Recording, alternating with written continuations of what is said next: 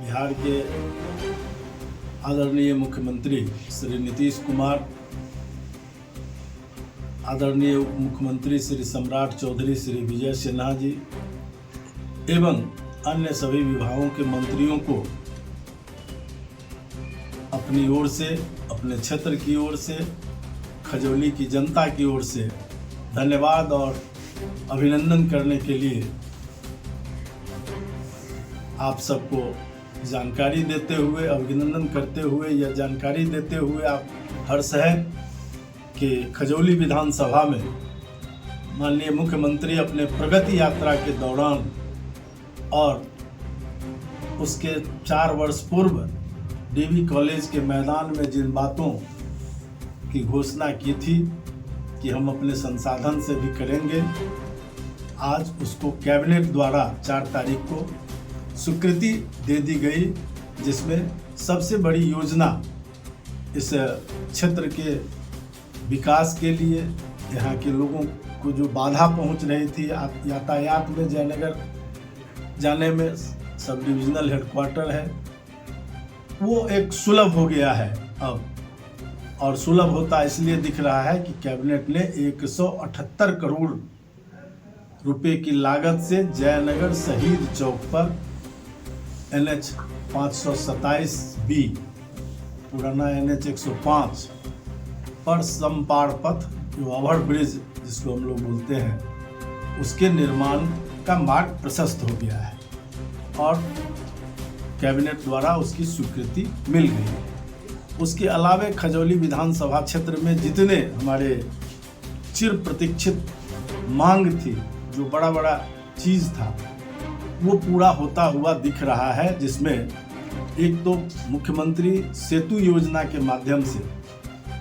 जहां हमें 2 पुल, 30 पुल का हमने सूची यहाँ से दिया था, जिसमें वहाँ ये तय है कि जितनी राशि है, राशि के अनुपात में प्रतिवर्ष पुल निर्माण का कार्य चलता रहे। और उसमें इस वर्ष, इस वित्तीय वर्ष में 2 पुल की स्वीकृति प्राप्त हुई है। एक है सिमहा टोल, जहाँ 2 भाग में एक ही पंचायत कटा हुआ था, सिरियापुर। सिमहा टोल जाने के लिए खिरहर होकर, दूसरे प्रखंड होकर घूम के जाना पड़ता था। वहाँ लगभग 5 करोड़ की लागत से पुल निर्माण की स्वीकृति प्राप्त हो गई है। दूसरी ओर जो नरकटिया स्क्रू पाइल्स पुल पर हम लोग पार करते हैं बछराजा, वहाँ भी बछराजा नदी ही है और यहाँ भी बछराजा नदी ही है। वो स्क्रू पाइल्स पुल धीरे धीरे क्षतिग्रस्त हो रहा था, उसकी जगह RCC ब्रिज वहाँ भी 3 करोड़ से ऊपर की राशि से बने। तो ये 2 पुल के मामले में मुझे इस क्षेत्र को बड़ी राशि प्राप्त हुई है। वहीं दूसरी ओर मुख्यमंत्री जी प्रगति यात्रा के दौरान ही उन्होंने एक और घोषणा की, वो है पुरानी कमला और जीवछ का इंटरलिंकिंग का काम, जिसमें 426-27 करोड़ की लागत से उस काम को पूरा होना है, जिसकी स्वीकृति प्राप्त हुई है। उसके अलावे 1921 में ही माननीय मुख्यमंत्री जी डीवी कॉलेज के मैदान में जब सभा कर रहे थे, तो उनसे हम लोगों ने आग्रह किया था कि डीवी कॉलेज में बिल्कुल भवन जर्जर है और वहाँ छात्रों और छात्राओं को बैठने की जगह नहीं है, इसलिए यहाँ शीघ्र भवन निर्माण कैसे हो। तो माननीय मुख्यमंत्री जी ने आश्वासन दिया था कि इस क्षेत्र में भी हम प्रयास करेंगे,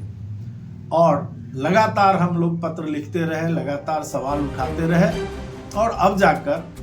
14 करोड़ की राशि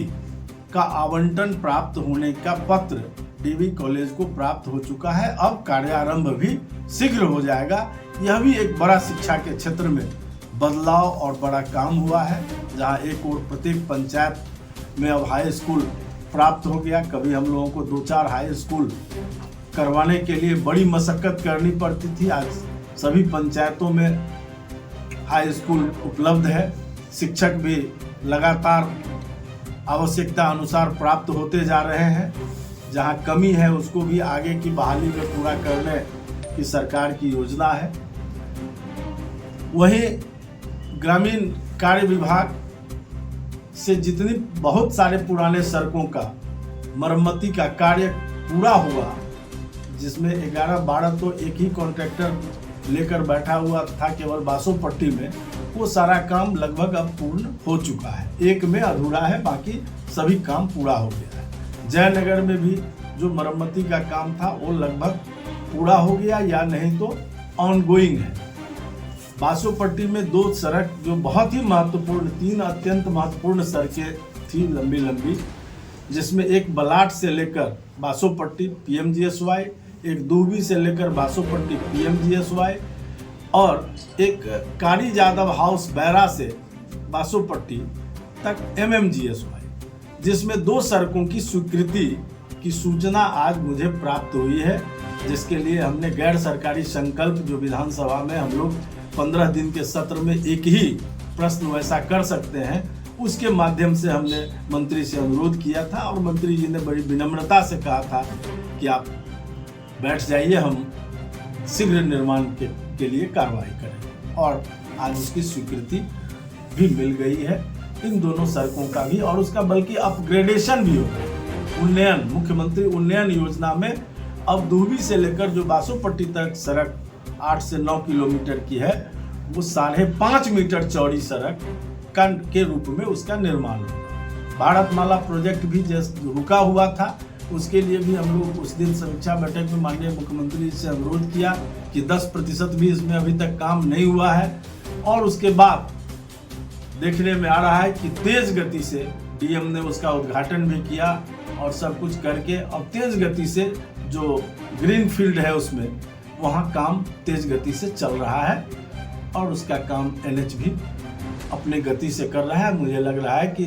उमगांव से लेकर जो कलवाही तक हम लोगों के क्षेत्र में ज़्यादा महत्वपूर्ण है, वो सड़क भी पूरा शीघ्र हो जाएगा, ऐसा मुझे उम्मीद है। दूसरी